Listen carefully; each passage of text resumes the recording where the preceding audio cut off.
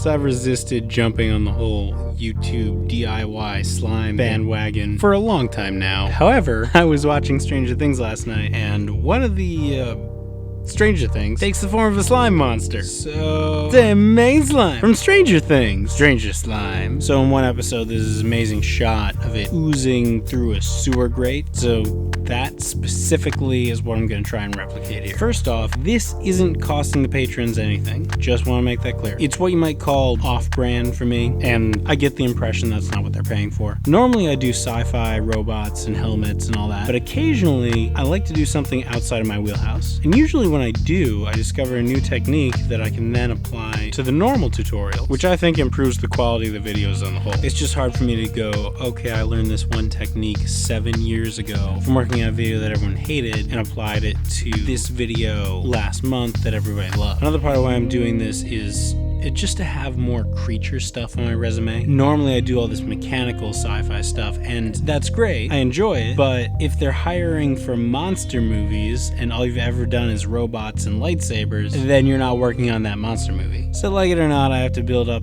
the creature portion of my resume. I mean, is the DRD a creature? That's a creature, right? How would you classify that? Because it's a robot, but it's got organic components. I don't know if you've noticed, but this dialogue is a little light on instruction, and that's because everybody has done a slime tutorial at this point. It's just glue, water, and borax. Oh, side note though, I mixed 3 different brands of white glue here and didn't have any problems, so it's all the same stuff chemically, if you were wondering. Oh, plus all the red food coloring that I had, which still wasn't enough, so I'm gonna have to fix this coloration in post. I think that would fall under color grading, right? I mean, the whole show just has all these amazing colors. I mean, Stranger Things, everything just pops. Gorgeous. Whoever color graded that should win some kind of award. I don't know if they give an award for color grading. Perhaps an appley? I've seen people use iron filings to make it react to magnetism, and that isn't exactly necessary for the shot I'm trying to recreate. But I wanted to experiment with that because if you're doing some other alien creature, then magnetism, having that extra aspect could really help. Like the creature from Life or The Blob. Has anyone seen The Blob? That's a great movie. Look at that! That's so creepy. That's so creepy. It needs more.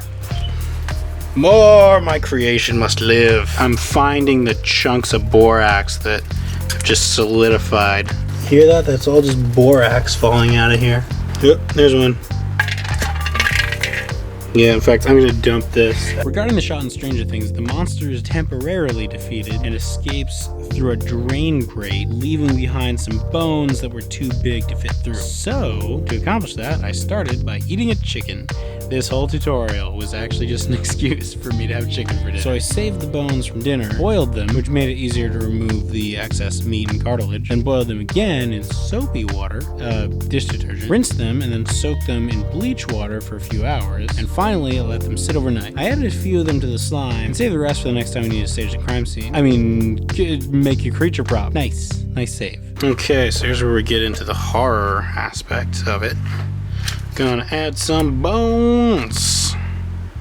That could even be too many. Really, I just need 2. Then I created this false floor using styrofoam, spray paint, and a grate from the hardware store. So I was totally expecting the paint to etch the foam and make it look more like tarmac. But this is for the first time ever. That didn't happen. So if there are any chemists watching this who can answer that mystery for me, I would actually greatly appreciate that. I simulated the crawling effect by turning the camera on its side and then tilting the false floor. Also time lapses a bit. And I implied that the creature was moving through the grate by creating a vacuum chamber underneath it. Also, there was some heavy film speed manipulation here. And that's my Stranger Things slime monster tutorial. Thanks for watching, everybody. Hope you enjoyed this. I certainly did. Although, in all honesty, if I had to do this again, I'd use twice as much red dye and probably not mix it as well to create more variation in the creature. But that's just me. If you want to see more tutorials, I have about 300. Feel free to suggest a specific one if you can't find the one you're looking for. And like every other YouTuber,